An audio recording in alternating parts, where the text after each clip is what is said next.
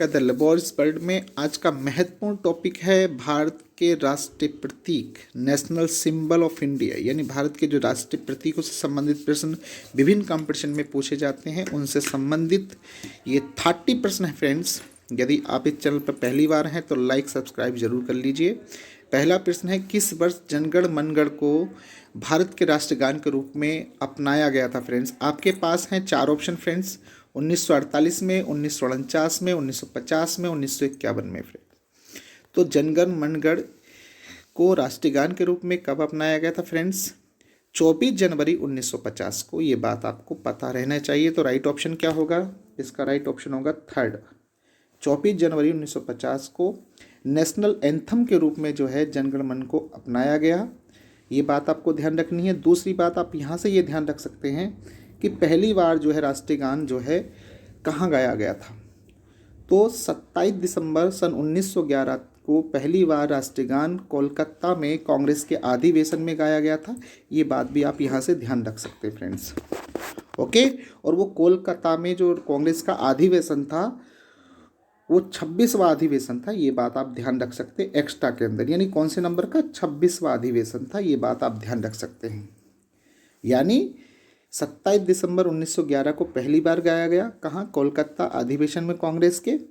और कांग्रेस का वो कौन से नंबर का अधिवेशन था? 26 नंबर का अधिवेशन था जहाँ पर ये गाया गया था। ओके, और नेशनल एंथम को जिन्होंने कंपोज किया है उनका नाम है रविंद्रनाथ टैगोर। ओके, ये बात आपको ध्यान पता होगी। ओके फ्रेंड्स, और ये जो राष्ट्रीय गान है आपका गीतांजलि से लिया गया है। आपको पता होगा रविंद्रनाथ टैगोर को गीतांजलि के लिए ही 1913 में क्या मिला था? नोबेल प्राइज़ मिला था।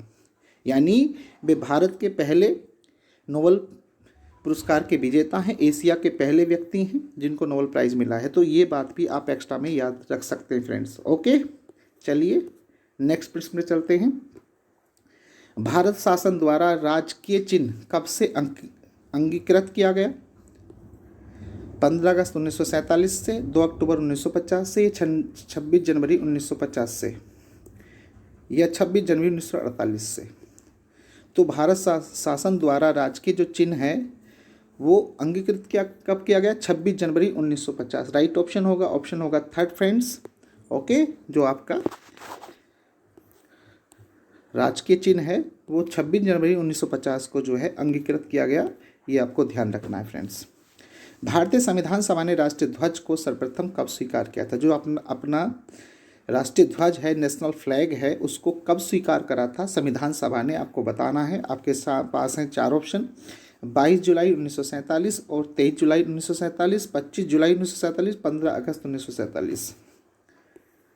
ओके, तो राष्ट्रीय ध्वज को 22 जुलाई 1947 को जो है सर्वप्रथम जो है क्या किया गया है? स्वीकार किया गया है फ्रेंड्स। तो राइट ऑप्शन होगा आपका ए। ओके, और राष्ट्रीय ध्वज के डिज़ाइन को किन्होंने तैयार किया था फ्रेंड्स? ये भी आपको बात याद रखनी चाहिए। ओके, पिंगली वेंकैया जी ने इसको जो है इसके डिज़ाइन को जो है राष्ट्रीय ध्वज के डिज़ाइन को तैयार किया था। ओके, ये ध्यान रखेंगे आप। नेक्स्ट, किसने भारतीय राष्ट्रीय ध्वज को तैयार किया था? देखिए क्वेश्चन है और बहुत इंपॉर्टेंट क्वेश्चन है, किसी न किसी कंपटीशन में पूछा गया था। लगता है कि छोटी बातें हैं, लेकिन कभी कभी क्या होता है कि हम देश में रहने के बावजूद भी हम अपने देश के राष्ट्रीय चीज़ों को नहीं जानते, जो बड़ी गलत बात होती है। अगर हम अपने देश में रहते हैं तो अपने देश की राष्ट्रीय चीज़ों को, जो नेशनल चीज़ें हैं, उनको पता हम होना चाहिए, हम लोगों की जिम्मेदारी है। ओके, तो फ्रेंड्स यदि आप इस चैनल पर पहली बार हैं तो जुड़ जाइए इस चैनल से। चलिए, किसने भारतीय राष्ट्रीय ध्वज को तैयार किया था? आपके सामने आ गए हैं पिंगली वेंकैया, मौलाना आज़ाद, डॉक्टर सर्वपल्ली राधाकृष्णन, टी प्रकाशम। तो जैसे आपको पता होगा पिंगाली वेंकैया नायडू ने जो है राष्ट्रीय ध्वज के डिज़ाइन को तैयार किया था। राइट ऑप्शन होगा आपका ए। ओके फ्रेंड्स, नेक्स्ट प्रश्न पे चलते हैं। प्रश्न नंबर 5 है, भारतीय राष्ट्रीय ध्वज की लंबाई और चौड़ाई का अनुपात क्या है? देखिए, जो राष्ट्रीय ध्वज है उसकी लंबाई और चौड़ाई का अनुपात क्या है? तो भारतीय राष्ट्रीय ध्वज की लंबाई और चौड़ाई का अनुपात बताना है फ्रेंड्स आपको। आपके सामने है 4 ऑप्शन। देखिए, ऑप्शन ए कह रहा है 2:3 है, ऑप्शन बी कह रहा है 3:2 है, ऑप्शन थर्ड कह रहा है 3:4 है, ऑप्शन फोर्थ कह रहा है 2:4 है। तो राइट ऑप्शन है इसका फ्रेंड 3:2। ओके, ये बात आपको ध्यान रखनी है, 3:2 यानी लंबाई और चौड़ाई का अनुपात। तो आपको ध्यान रखना है लंबाई और चौड़ाई का अनुपात मतलब 3:2 है फ्रेंड्स, ये बात आपको ध्यान रखनी है राष्ट्रीय ध्वज का। नेक्स्ट, भारतीय राष्ट्रीय ध्वज में एक नीला चक्र है जो किसका प्रतीक है? भारतीय राष्ट्रीय ध्वज को अगर हम देखते हैं तो उसके अंदर एक नीला चक्र है जो किसका प्रतीक है? ये प्रश्न 2015 के पीसीएस में पूछा गया प्रश्न है कि भारतीय राष्ट्रीय ध्वज में एक नीला चक्र है जो किसका प्रतीक है। तो जो चक्र है वो किस चीज़ का प्रतीक है? आपको ध्यान रखना है कि चक्र की बात की गई है। चक्र के अंदर जो है 24 तिल्लियाँ हैं, आपको पता है 24 स्पॉक्स हैं, 24 आरे हैं, ये बात ध्यान रखनी है। साथ ही आपको ये ध्यान रखना है कि वो किस चीज़ का प्रतीक है। ऑप्शन आपके सामने है, देशभक्ति का प्रतीक है, ऑप्शन बी आज़ादी का प्रतीक है, ऑप्शन थर्ड न्याय का प्रतीक है, ऑप्शन फोर प्रेम का प्रतीक है। तो जो चक्र है वो न्याय का प्रतीक है फ्रेंड्स, न्याय, जस्टिस। ओके, तो राष्ट्रीय ध्वज में जो चक्र है वो किस चीज़ का प्रतीक है? That is the symbol of justice. Okay friends, next, भारतीय राष्ट्रीय वाक्य क्या है? यानी नेशनल सेंटेंस ऑफ इंडिया, राष्ट्रीय वाक्य क्या है भारत का? तो सत्यमेव जयते, जो सत्यमेव जयते है जिसका अर्थ होता है सच की हमेशा जीत होती है, ट्रुथ ऑलवेज विंस फ्रेंड्स। तो ये जो है मुंडकोपनिषद से लिया गया है फ्रेंड्स, ये ध्यान रखेंगे। उपनिषदों की संख्या 108 है, ये भी आप याद रख सकते हैं। तो भारतीय राष्ट्रीय वाक्य सत्यमेव जयते है, ये आपको पता होगा। और कहाँ से लिया गया? मुंडकोपनिषद से लिया गया। उपनिषदों की संख्या फ्रेंड्स कितनी है? 108, ये बात आप ध्यान रख सकते हैं। ओके, नेक्स्ट प्रश्न पे चलते हैं। राष्ट्रीय गान को पहली बार कब और कहाँ गाया गया? तो राष्ट्रीय गान को पहली बार जो है कब और कहाँ गाया गया था? तो जो राष्ट्रीय गान है आपका ऑप्शन दे रखे हैं। ऑप्शन ए कह रहा है 1896 में कलकत्ता में कांग्रेस के अधिवेशन में। ऑप्शन दूसरा कह रहा है 27 दिसंबर 1911 को कांग्रेस के कोलकाता अधिवेशन में। ऑप्शन थर्ड कह रहा है 1925 को कांग्रेस के कानपुर अधिवेशन में। तो 27 दिसंबर 1911 को कांग्रेस के कोलकाता अधिवेशन में पहली बार राष्ट्रीय गान को गाया गया था और ये कांग्रेस का 26वां अधिवेशन था फ्रेंड्स। ओके, इस बात को आप ध्यान रख सकते हैं। नेक्स्ट, राष्ट्रीय गान पहली बार कोलकाता के किस अधिवेशन में गाया गया था? देखिए फ्रेंड्स, क्वेश्चन वहाँ पर पूछे जा रहे हैं मतलब किस अधिवेशन में गाया गया था। तो अधिवेशन नंबर 25वां है, 24वां है, 26वां है, 27वां है। तो आपको यहाँ पर ध्यान रखना है 26वां, यानी 27 दिसंबर 1911 को जो कोलकाता का अधिवेशन हो रहा था वो कौन से नंबर का था? तो आपको ध्यान रखना 26वां अधिवेशन था वो कांग्रेस का, और इसमें ही गाया गया था फ्रेंड्स। नेक्स्ट, प्रश्न नंबर 10 देखते हैं।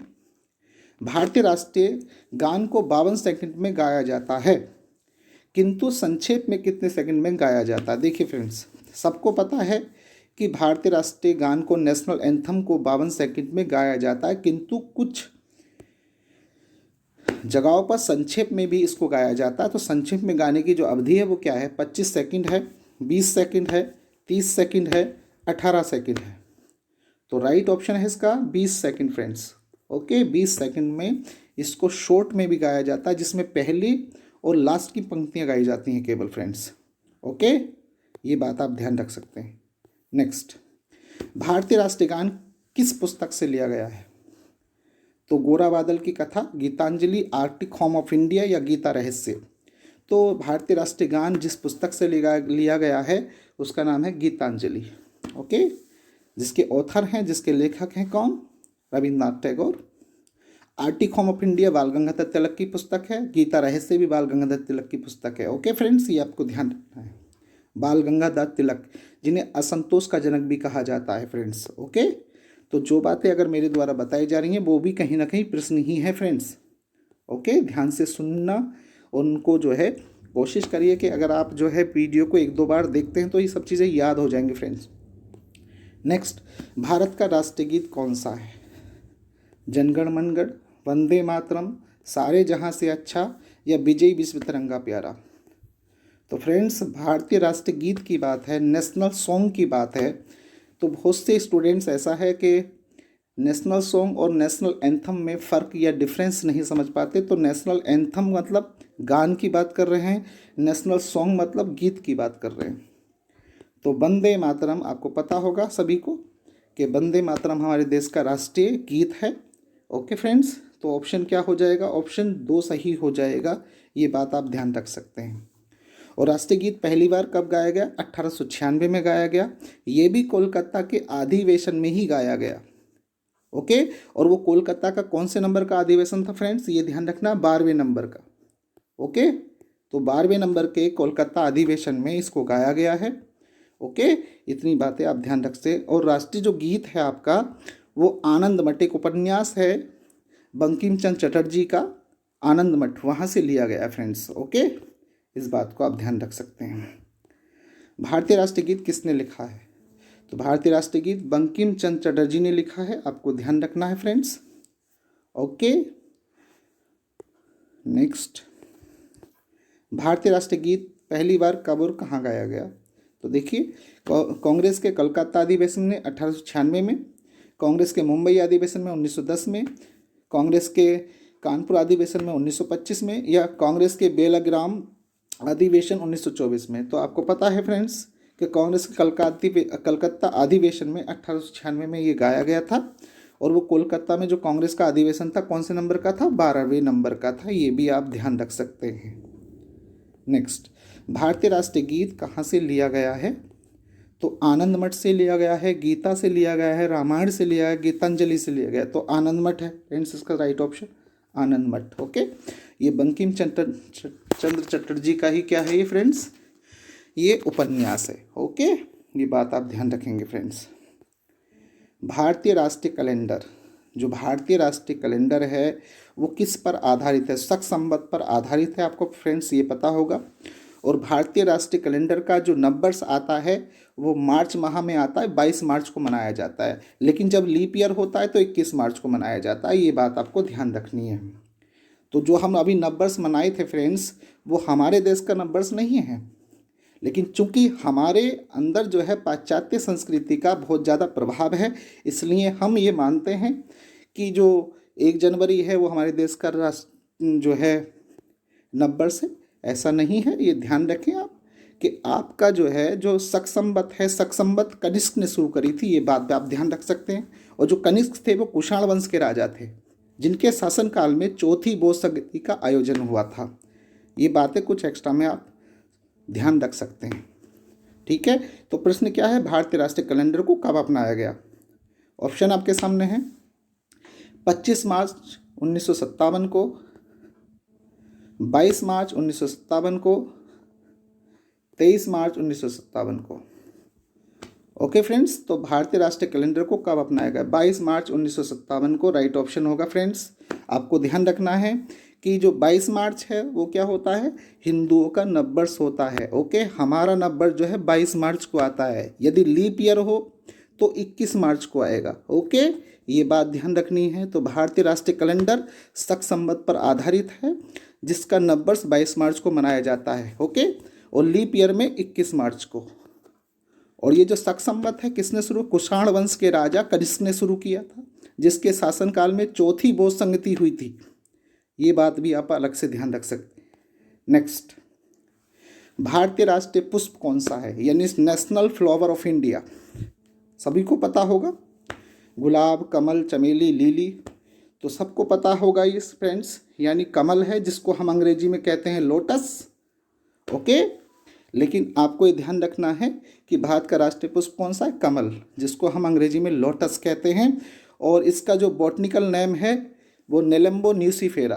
क्या है? नेलम्बो न्यूसीफेरा, ये ध्यान रखेंगे। कमल का जो वैज्ञानिक नाम है, बॉटनिकल नाम है, वो क्या है? नेलम्बो न्यूसीफेरा। ओके फ्रेंड्स, चलिए आगे चलते हैं। भारतीय राष्ट्रीय पुष्प कमल का वानस्पतिक नाम यानी बॉटनिकल नेम पूछा गया है फ्रेंड्स। तो ऑप्शन आपके सामने है, नेलम्बो म्यूसीफेरा, नेलम्बो न्यूसीफेरा, नेलम्बो टीचीफेरा या नेलम्बो यूसीफेरा। तो राइट ऑप्शन क्या है friends? नेलम्बो nucifera. नेलम्बो nucifera is the botanical name of lotus. Okay, यानी कमल का जो वानस्पतिक नाम है वो नेलम्बो न्यूसीफेरा है फ्रेंड्स, ये ध्यान रखेंगे आप। ओके, और कमल जो है हरियाणा, कर्नाटक, जम्मू कश्मीर आदि राज्यों का भी राज्य पुष्प है, यानी भारत का तो ये है ही पुष्प, राष्ट्रीय पुष्प, लेकिन जम्मू कश्मीर का भी और कर्नाटक का भी और हरियाणा का भी क्या है, ये वहाँ का राज्य पुष्प है। ओके, ये बात भी आप अलग से याद रख सकते हैं फ्रेंड्स। नेक्स्ट, भारतीय राष्ट्रीय फल आम है, इसका वानस्पतिक नाम क्या है? जैसे ही जानते हैं सभी को आम पसंद होगा, तो ओके। और एक बात यहाँ पे आप ध्यान रख सकते हैं कि आम की एक प्रजाति होती है सिंधु, जिसमें कोई गुठली नहीं होती। ये प्रश्न 2007 के आईएएस में आया, एक प्रश्न है कि आम की वो कौन सी प्रजाति है जिसमें गुठली नहीं पाई जाती। तो आम से मेरे को याद आ गया तो बता रहा हूँ फ्रेंड्स, तो आपको ध्यान रखना सिंधु प्रजाति ऐसी है आम की जिसमें गुठली नहीं पाई जाती। अब प्रश्न ये है, भारत का राष्ट्रीय फल आम है, इसका वनस्पतिक नाम को बताना है। तो मैंगोफेरा इंडिका है, या मैंजीफेरा इंडिका है, या फिकस बेंगालेंसिस है? तो राइट ऑप्शन है मैंजीफेरा इंडिका, यानी ऑप्शन बी सही है फ्रेंड्स, ये ध्यान रखेंगे आप। ओके, नेक्स्ट, भारत का राष्ट्रीय वृक्ष कौन सा है? राष्ट्रीय वृक्ष मतलब नेशनल ट्री फ्रेंड्स, तो पीपल का है, बरगद का है, सागुन का है, साल का है?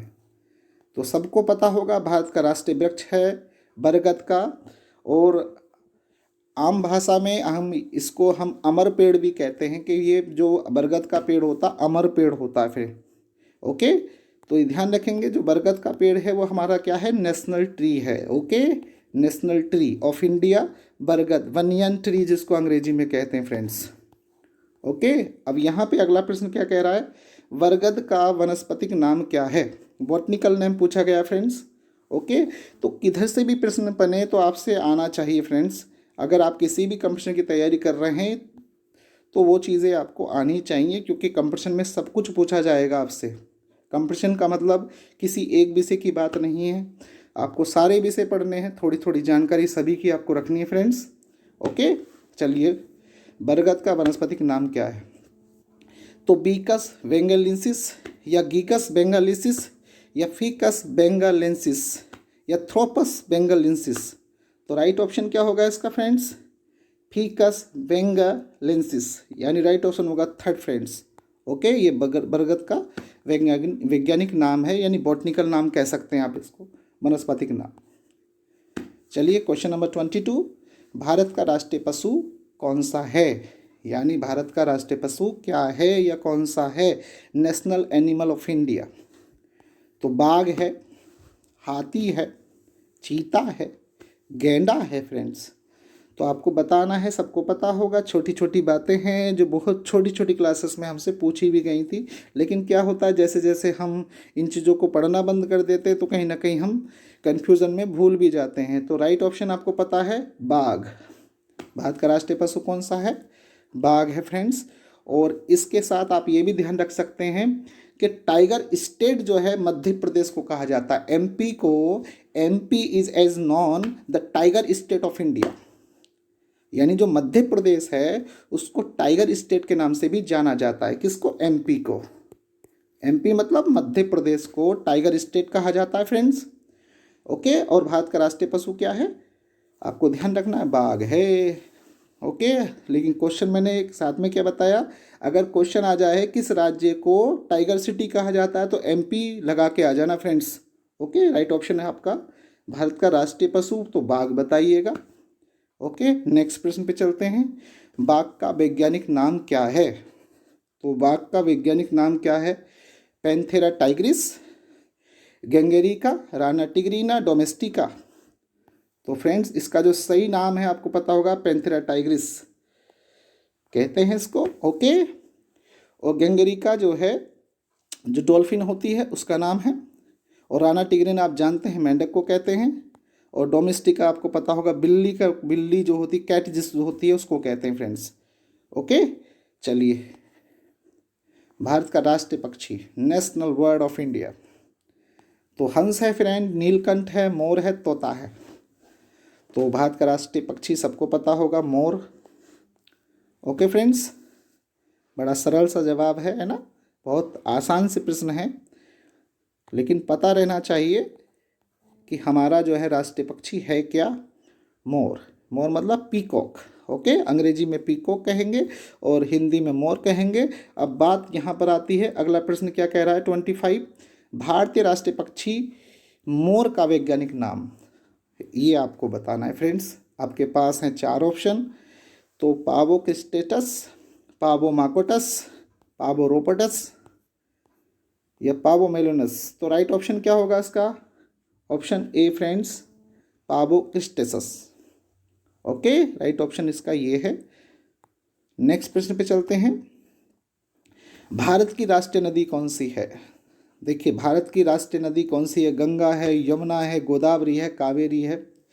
तो जैसा कि फ्रेंड्स पता है कि भारत की राष्ट्रीय नदी है गंगा, और गंगा का ऋग्वेद के अंदर एक बार उल्लेख किया गया है फ्रेंड्स। जो हमारा मोस्ट एंशियंट वेद है, तो उसके अंदर जो गंगा शब्द है केवल एक बार आई है, ये आपको ध्यान रखना है।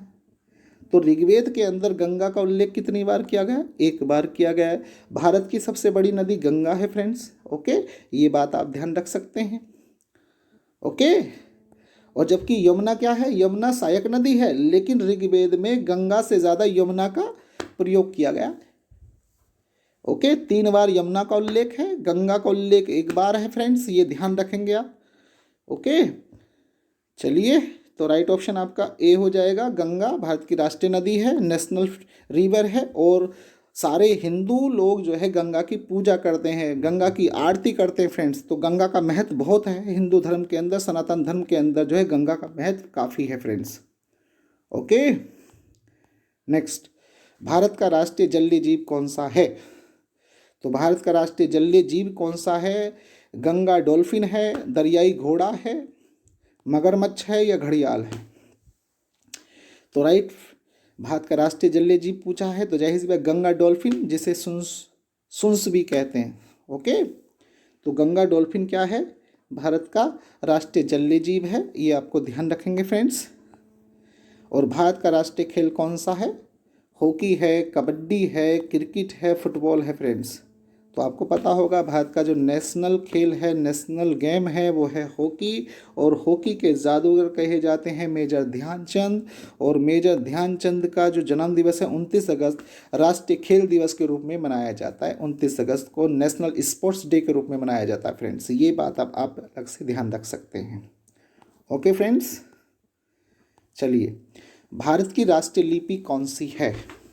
तो जो लिपि किसको कहते हैं, पहली बात तो आपको ये समझनी चाहिए। देखिए, भाषा कोई भी बोल सकता है, any person can speak any language. कोई भी व्यक्ति कोई भी भाषा बोल सकता है, लेकिन लिखने के लिए उसे लिपि यानी स्क्रिप्ट का ज्ञान होना चाहिए। लिख वही सकता है जिसको लिपि का ज्ञान होगा, बोल कोई भी सकता है। आपने देखा होगा अनपढ़ आदमी भाषा बोलते हैं, लेकिन लिखते कौन है? लिख वही सकते हैं जिनको लिपि का ज्ञान होता है। तो भारत की जो राष्ट्रीय लिपि है वो देवनागरी लिपि है, ये आप ध्यान रखेंगे फ्रेंड्स। ओके, देवनागरी लिपि जो है आपकी राष्ट्रीय लिपि है, जिसमें हम लिखते हैं उसको लिपि कहते हैं, जो हम बोलते हैं उसे भाषा कहते हैं फ्रेंड्स। ओके, भाषा कोई भी बोल सकता है, लेकिन उस भाषा को लिखने के लिए हमें लिपि की ज़रूरत पड़ती है। ओके, तो देवनागरी लिपि हमारी राष्ट्रीय लिपि है फ्रेंड्स। ओके, ये अब आपको ध्यान रखना है। अरमाइक, ब्राही, खरोष्टी, ये सब प्राचीन लिपियां हैं, आपको पता होगा फ्रेंड्स। चलिए, प्रश्न नंबर 30, भारत की राष्ट्रीय मुद्रा क्या है? तो नेशनल करेंसी क्या है? हमारी देश की जो मुद्रा है यानी करेंसी क्या है? रुपया है, दिनार है, रियाल है, शिलिंग है। तो फ्रेंड्स आपको पता होगा भारत की राष्ट्रीय मुद्रा क्या है? रुपया। यानी भारत में रुपया शब्द प्रचलन है, और रुपया जो है देवनागरी के रे अक्षर से बनता है, और रोमन जो लिपि है, रोमन स्क्रिप्ट जो है, अंग्रेजी के आर अक्षर से रुपया शब्द लिखा जाता है फ्रेंड्स। ये बात आप ध्यान रख सकते हैं। तो इस प्रकार जो है ये 30% है फ्रेंड्स। इसके अलावा जो मैंने आपको इस व्याख्या करके इनकी बताई है, उसके अलावा भी यदि आप इस वीडियो को ध्यान से सुनते हैं फ्रेंड्स, वीडियो लंबी हो जाती है क्योंकि इसके साथ साथ हम अन्य चीज़ें भी बताते हैं, लेकिन उसका उद्देश्य सिर्फ ये है कि आपके ज्ञान में जो है इंक्रीमेंट होना चाहिए, और नॉलेज अगर आपको होगी तो फ्रेंड्स कुछ ना कुछ आप लाइफ में बेहतर करेंगे। ओके, जुड़ जाइए। अगर आप पहली बार आए हैं तो लाइक, शेयर, सब्सक्राइब करना बिल्कुल ना भूलें। Thank you. जय हिंद।